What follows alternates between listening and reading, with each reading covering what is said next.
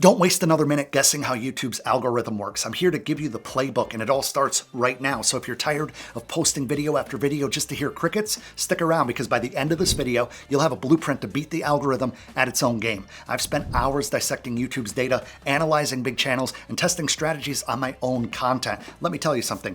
This platform is not rigged against us. You just have to understand how the algorithm thinks. So in under 10 minutes, I'm going to show you how to dominate the click-through rates, audience retention, engagement, and most importantly, grow your channel without burning yourself out. So if you're ready, let's jump in. So first, let's address the biggest myth out there. YouTube's algorithm is not against you. It's not out to get me. All it wants to do is keep people glued to YouTube. The algorithm is basically a recommendation system that's constantly asking who's going to watch this video the longest and who will watch what's next. That's it. So if your content makes people want to stick around, YouTube's going to push that to more viewers. And let me make it even clearer. YouTube's business model is all about watch time. That's how they make their money. If your videos hold people's attention longer than your competition, you're going to rise to the top. Mind-blowing concept, right? It's not about being fancy. It's not about gaming the system. It's about proving that you can keep viewers on the platform. The question is, how do we do that, especially when you're a small channel? What I'm going to share with you today is basically a cheat sheet, but remember, the algorithm is always evolving, so you need to stay informed, you need to keep adapting, otherwise you're going to get left behind. So let's talk about the two metrics that matter more than anything, which is click-through rate, or CTR, and audience retention. So CTR is click-through rate. It literally is our first hurdle. It's the percentage of people who see your thumbnail and title and decide, yes, I gotta click that right now. If your CTR sucks, YouTube basically says, hey, nobody seems interested, so why should we show this to more people? That's not where you or I wanna be. So how do we improve that CTR? Well, two words: titles and thumbnails. I know it sounds simple and I know everybody talks about this, but it's something that most creators neglect. You have to spend as much time brainstorming your title and designing your thumbnail as you do scripting or outlining your video. Seriously, I've seen channels double their views overnight just by swapping out a boring thumbnail for something more emotional, more intriguing, and then having a title that has keywords built in. It's compelling, like a promise or a cliffhanger, right? Something that screams, you can't skip me. All right, next up is audience retention. Once somebody clicks our videos, how do we keep them watching? You want to front load the value here. You don't want to bury the juicy stuff 5 minutes into your video. Instead, you want to let the viewers know right away why they should stick around. If you could hook them in the first 30 seconds with a big promise, or even better, a quick result, your attention's going to skyrocket. And guess what? That's exactly what YouTube is looking for. The platform sees, oh wow, people are watching most of this video. This must be high value content, and boom, it starts recommending that video to more people. CTR gets them in the door, retention keeps them at the party. If you master both of these, you're halfway to where we want to be. All right, let's get into the nitty gritty, the metadata and the SEO. Not the sexy stuff, but important stuff nonetheless. This includes your video's title, the description, the tags, the keywords, basically everything that helps YouTube categorize and understand your content. Some people say metadata is dead. Guess what? I would bet my house that they're wrong, because YouTube still uses metadata to figure out who might be interested in your video. It's not the biggest factor, but it can absolutely tip the scales in your favor, and it's worked on my channel time and time again over the years. Now, the title strategy, which is placing your primary keyword right at the start if you can. For example, if you're teaching YouTube SEO tips, make sure that those words are front and center. Then add some intrigue like what nobody tells you about YouTube SEO, or something that sparks the curiosity, right? In your description, I want you to keep the main keyword in the first line so that it instantly is visible. Then expand on what your video is about. It doesn't have to be a novel, just thorough enough that YouTube's crawlers can see exactly what your video covers. And please, for the love of all things YouTube, don't stuff random keywords. YouTube is smarter than that. They've been around for a long time. Now, what we want to talk about is tags. They matter less than they used to. They used to be like the secret sauce, but don't ignore them, guys. You need to use relevant variations on your main keyword and related phrases. This helps in clarifying what your video is really about, especially when your topic has synonyms or common misspellings, right? So we want to be able to have all those kind of listed. You have 500 characters, and we just want to be smart with this, right? One thing I think a lot of people overlook is closed captions and subtitles. Did you know that YouTube's AI actually reads your audio? If you use your targeted keywords in your speech, that helps. Add accurate captions to make sure that a text context, or I guess the text-based record of every word you say is locked in, it's baked in, right? It's also great for accessibility. Metadata Might not be sexy, but like I said, but it's the skeleton that holds your entire video strategy together. So I don't want you guys to neglect this part, and that's why I added it early on in this video, because it's something a lot of people overlook. Next up is engagement. It's the rocket fuel that propels your video into new viewers' recommended feeds. Think about it this way. When someone likes, comments, or shares a video, it's a massive signal to YouTube that your content isn't just watchable, it's share-worthy. So how do you boost engagement?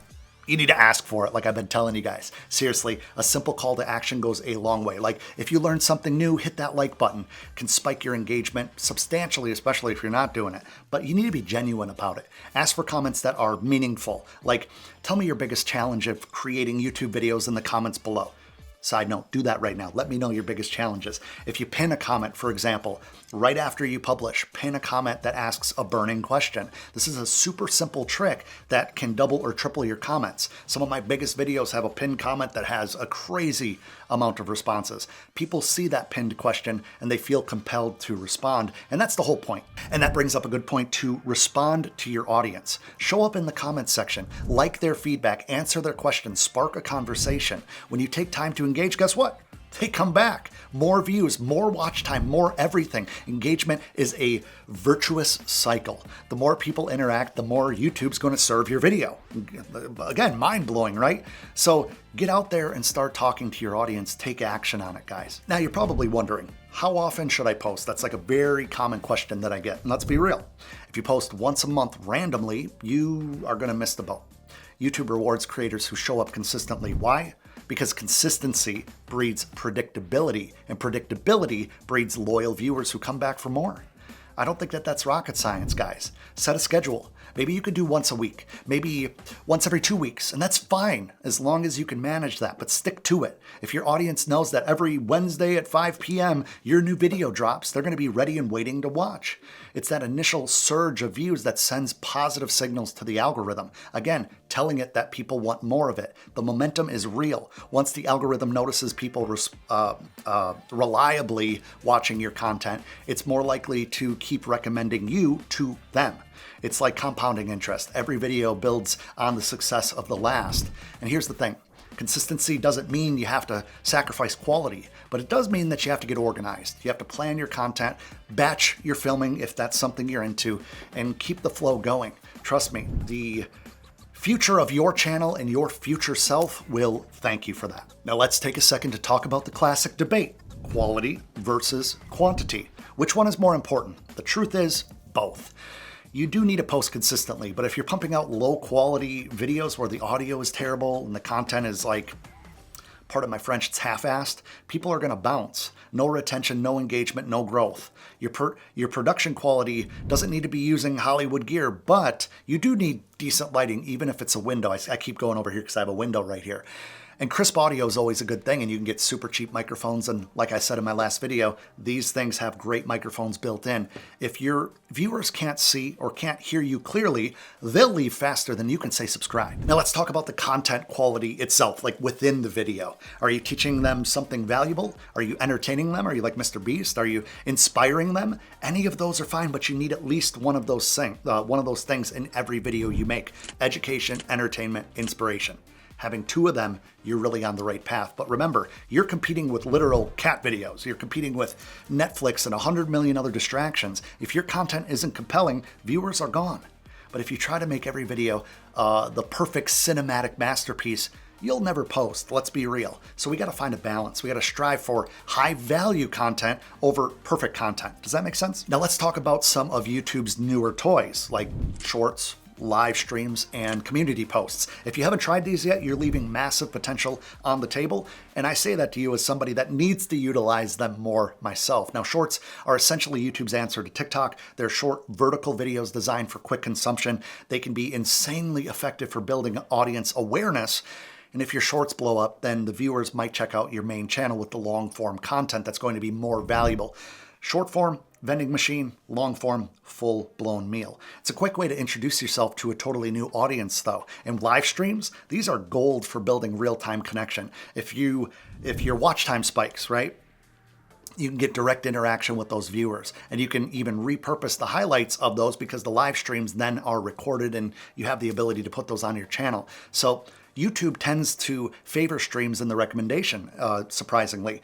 So specifically, while you're live, not the replays. I know that got kind of convoluted, but when you're on live, they're going to show that to more people while you're live streaming to get people in, and then you have to be engaging or charismatic or give them value of some sort. But it's a great way to get your reps in, because when you're live, it's off the cuff and you're not overthinking as much as you might be doing before hitting record. Now let's talk about community posts. Use polls, teaser images, or behind the scenes looks.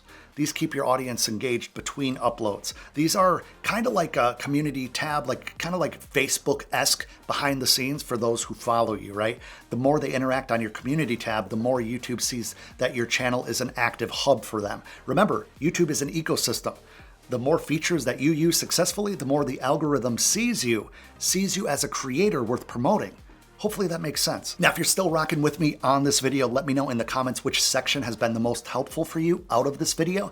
And if you enjoy more videos like this or have other YouTube questions, let me know, and I'll be sure to put those on my production calendar for future videos. Now, here's the part that separates amateurs from the pros, and that's the analytics. Yeah, I'm talking about the old, boring data side of YouTube, but the data is a treasure map in more ways than one. It shows you exactly where people drop off of your video, what demographics tune into your video, how they're finding you, and most importantly, why they might leave. When you're looking at that watch time graph, look for sharp dips. Did you ramble too much or too long at the start? Did you insert a irrelevant clip or like really crappy B-roll? Once you identify that, you could fix your next video. If you look at traffic sources in the data, you could figure out if people are finding you through search, suggested videos, for example, or external platforms like Instagram or even your email list. You can double down on what's already working and refine the things that aren't.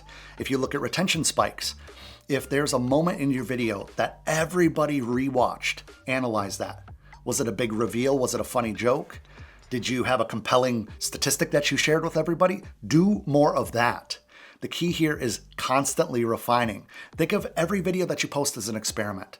If you're not learning from your analytics, you're driving blind, right? You don't have your headlights on. It's the middle of a pitch black night. And trust me, you don't want to be driving blind on YouTube's superhighway. All right, my friends, you made it to the end, which means that you're serious about crushing it on YouTube. We covered everything from click-through rate to retention to metadata to engagement, consistency, quality versus quantity, new formats, and analytics. And if you take these strategies to heart and implement them, you can't help but see results.